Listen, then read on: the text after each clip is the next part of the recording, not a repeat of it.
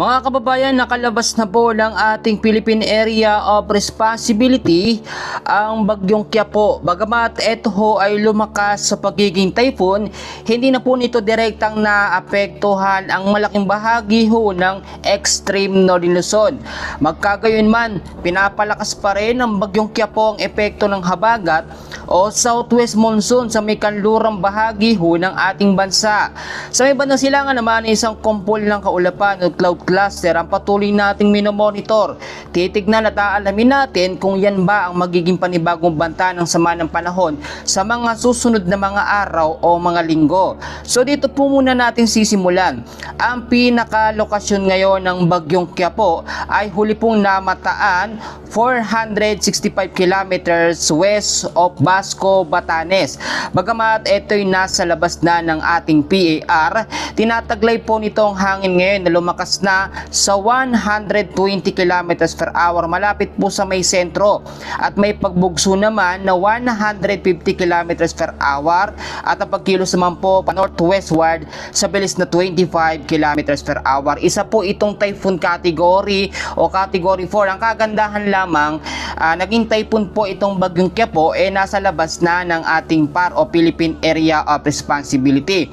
Ang extension ng kanyang hangin, kung makikita nyo, nakakadikit pa rin sa ilang bahagi po ng Batanes, western portion ng Babuyan Island, kasama po ang northwestern portion po ng mainland Cagayan at northern portion po ng Apayao. Maulap na kalangitan pa rin ang mararanasan sa mga lugar na yan na merong mga isolated light rains and heavy rainfall, lalo na po sa hapon at sa gabi. Kaya mag-ingat pa rin po tayo sa banta ng mga pagbabaha sa low-lying areas at landslide po sa mga landslide prone area. Kayo naman, balikan natin yan at tignan naman natin ngayon ang epekto ng habagat o southwest monsoon sa may kanlurang bahagi ho ng ating bansa.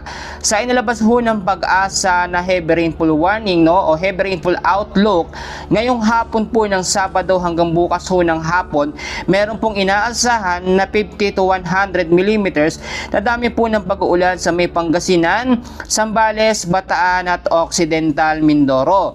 Bukas naman po ng hapon hanggang sa Lunes po ng hapon, meron tayong inaasahan na 50 to 100 millimeters sa dami ng pag-uulan sa may Pangasinan at sa may Zambales. Yung mga mababang lugar ho na binanggit ko dyan, mag-ingat po tayo sa banta ng mga pagbabaha at landslide sa mga landslide prone area kapag ka nagkaroon po ng moderate to heavy rains anumang oras. Kinakailangan pa rin po nating i-monitor dahil ito pong bagyong Qiapo, kahit po ito ay nasa labas na ng ating bansa, hinahatak pa rin ito ang hangin o hangin habagat na siya nagpapaulan sa may kanlurang bahagi ho ng ating bansa. Ngayon naman, silipin ho natin itong panibagong cloud cluster o kumpul ng kaulapan na namomonitor natin ngayon sa ating weather system, at sa ngayon po itinuturing ito na panibagong banta po ng sama ng panahon. Naglabas po ng update ang Pag-asa doon po sa tinatawag natin na tropical cyclone threat potential, at nakikita po na ito pong cloud cluster o kumpol ng kaulapan na yan ay may chance pong ma-develop bilang tinatawag natin na low pressure area na low chance ang category na maging isang ganap na bagyo. Yun ho ay sa pagitan ng July 25 hanggang sa 28. Pagitan naman po ng July 29 hanggang sa August 4, itong kumpul ng kaulapan na yan o cloud cluster na yan lalapit po dito po sa parte po ng extreme northern Luzon. Diyan yung mga area. And karaniwan po kasi kapag ganitong month po ng July hanggang sa August, nagre-record po talaga ang mga bagyong pumapasok sa ating bansa. At yung mga malalakas na bagyo naman na pumapasok, nagre-record at hindi po nagkakaroon ng direktang paglandfall. Titinatanong sa atin ng mga kababayan natin kung ito bang bagyong Qiapo, typhoon Qiapo, ay posibleng magbago o lumihis ang direksyon pababa. Hindi na po lilihis ang direksyon nito, tuloy-tuloy na po ito papalabas ng ating Philippine Area of Responsibility, at ito yung maglalandfall dito po sa may Hong Kong. Makikita nyo mabuti yung pinakamata ng bagyo, itong kulay pula po na yan na medyo maitim na pula, at dito sa Hong Kong yan magkakaroon ng direktang paglandfall. Bagamat sa atin, nagkaroon din niya ng landfall scenario sa extreme northern Luzon, hindi ito masyadong naramdaman. Tulad na aking sinasabi, ang bagyong Qiapo ay nag-stay ng mas matagal dito po sa Philippine Sea. Kapag ang mga bagyo, malalakas na bagyo, typhoon man o super typhoon, basta nasa Philippine Sea yan, wala ho yan magiging direktang malakas na epekto sa anumang bahagi ho ng ating bansa. Kaya nga yung mga lugar dito sa Metro Manila, ilang bahagi po ng Visayas at Mindanao, ang nakakaapekto dyan ng mga pag-uulan, lalo na po sa hapon at sa gabi, ay itong habagat o southwest monsoon. Kitang-kita nyo naman yung epekto ng hanging habagat na papalibutan na ang ilang bahagi po ng Western Luzon, Western Visayas at Western Mindanao. Ang mga localized thunderstorms natin aktibo pa rin, lalo na po sa hapon.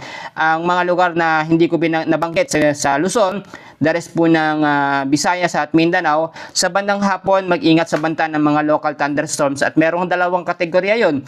Merong normal na thunderstorms na nasa 30 minutes hanggang 45 minutes lamang ang mga pag-uulan ay binibigay. Meron namang severe thunderstorms na sobrang lakas na mga malabagyo po ang nagiging epekto din. So ito, may nagtanong sa atin at sagutin lamang natin kung ilang bagyo naman ang madedevelop, mabubuo ngayong nalalapit po na buwan ng Agosto. Sa forecast system and advanced weather system sa tropical cyclone threat potential na inilabas ng Pag-asa, nasa 2 hanggang 3 bagyo ang posible pong ma-develop o mabuo ngayong nalalapit po na buwan ng August. So hindi naman natin may consider agad na lahat yun mga typhoon o mga malalakas na bagyo. Iba-iba po yan. Depende po sa sitwasyon o kilos ng hangin po na pumapasok po sa ating Philippine Area of Responsibility. So ngayon, mabilisan lamang ang ating update, and mamaya kapag may mga pagbabago sa sitwasyon, sa kilos at galaw ng bagyong Qiapo, gayon din ang habagat, magbabago kasi yan, i-update ko po muli kayo. Muli, maraming salamat sa inyong patuloy na pagsuporta. God bless po sa inyong lahat.